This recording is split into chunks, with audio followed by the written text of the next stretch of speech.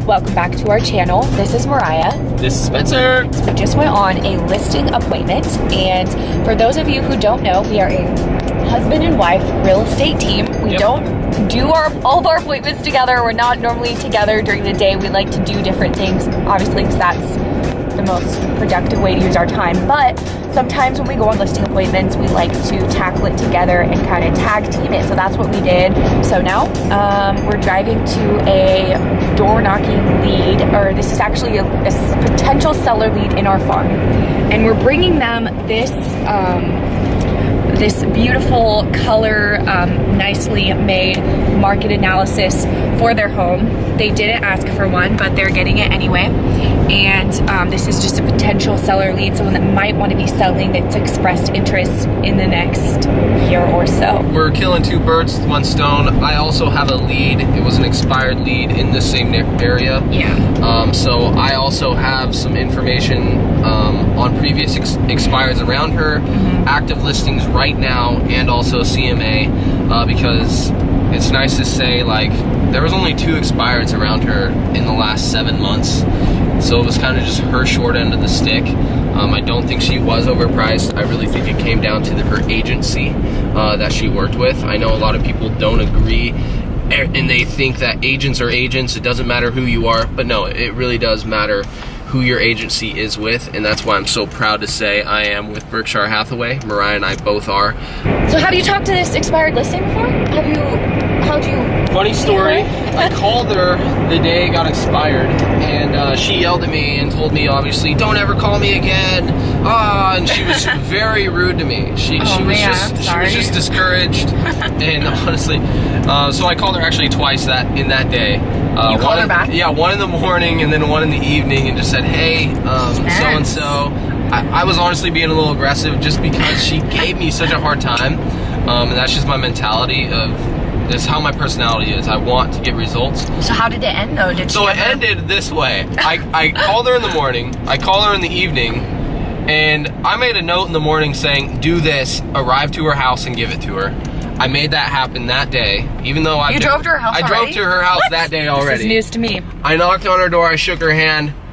She didn't know what to say to me. Really? She didn't know. She even apologized for being so rude to me over the phone. Wow. And so I've left her alone for about a week now, and honestly, How did your conversation go when you drove to her house though? Did you talk to her at all, or what? Yeah, I did talk to her. I asked her, so what really happened? Why did it get expired? She mentioned she has to get this certain dollar amount out of her home. I understand that.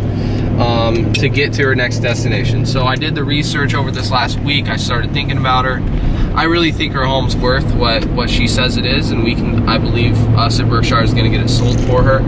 It's just a matter of when she's willing to come around. Well, we're going to go do some door knocking on this potential lead and then his expired lead, and we will check back in with you guys later. Adios!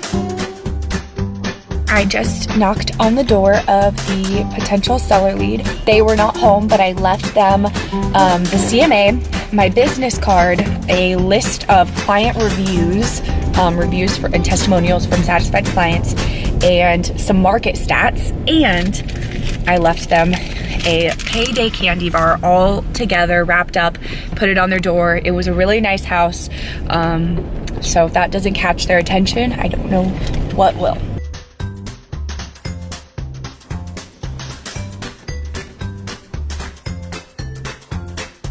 Spencer just got done meeting with a expired listing.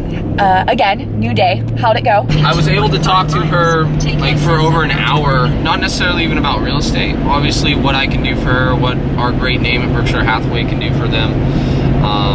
But a lot of it was just really relatable stuff, personal stuff. Getting to know her. That kind of thing. I was actually really happy because originally I set up the meeting with her husband, Jim, and Marcine is her name. She's the tough cookie. She's the cracky.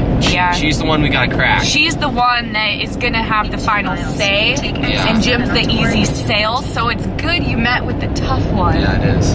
Very important. And so Jim wasn't even home. And she was like, and she was taken off guard coming there, and didn't you have the appointment, or I had the appointment you said scheduled with Jim. Oh, and shoot, and he didn't tell her. He didn't tell her. That's funny. So she let me into her home regardless, and I was able to break the ice with her and really talk with her. I got to pray for her because there is some health issues going on and just some breakthrough she's needing. It's amazing. With the future and her next steps.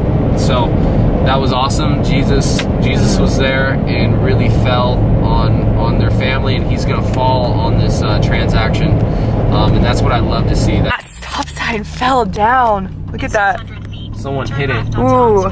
Someone hit it. Wow, it's so pretty out today. We don't get snow often here, so when we do, it's pretty special and it just feels really magical. But anyway, so yesterday we went on a listing presentation appointment, and today we are going back and getting the listing. We're getting the paperwork signed. We've got the lockbox. We have a bunch of directional signs that we're gonna put out and just really do everything we can to get this sold for them. And we have an appointment set for tomorrow morning to come back to this house again and get the listing video and photos done. So yeah, that's our day. We're gonna go get this listing, turn it in at the office.